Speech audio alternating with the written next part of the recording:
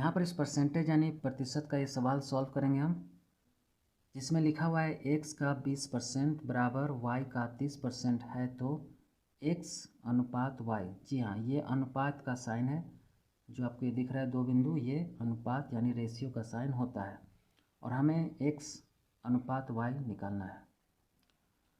तो सबसे पहले हमें इस डाटा को अच्छे से समझ लेना चाहिए। क्या लिखा हुआ है, x का 20% बराबर y का 30% है। तो सबसे पहले इस सवाल में जो यहाँ से यहाँ तक का जो डाटा है इसको पूरा एज इट इज उतार लेंगे जैसे वैसे।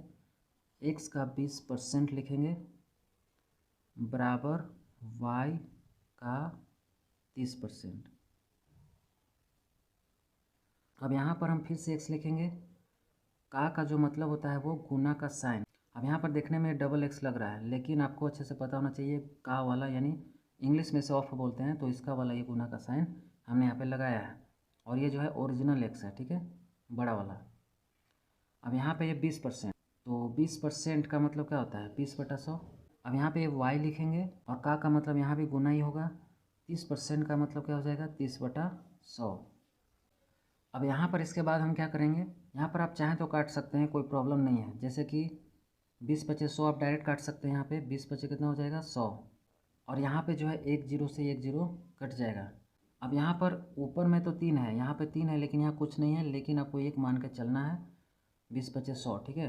तो x में जब 1 से मल्टीप्लाई होगा तो x मिलेगा। नीचे हमारा क्या आ गया 5, बराबर का साइन लगाएंगे। y में जब 3 से गुना होगा तो हमें 3y मिलेगा और नीचे हमारा क्या है 10, तो 10 लिख देंगे। इसके बाद आपको यहाँ तिरछा गुना करना है यानी क्रॉस मल्टीप्लाई करना है, जिसमें कि हम क्या करेंगे, इस x को 10 में गुना करेंगे और इस 5 को 3y में गुना करेंगे। तो जब हम x में 10 से गुना करेंगे तो हमें क्या मिलेगा 10x मिल जाएगा, बराबर लिखेंगे। 5 में 3 से जब गुना करेंगे तो हमें 15y मिल जाएगा।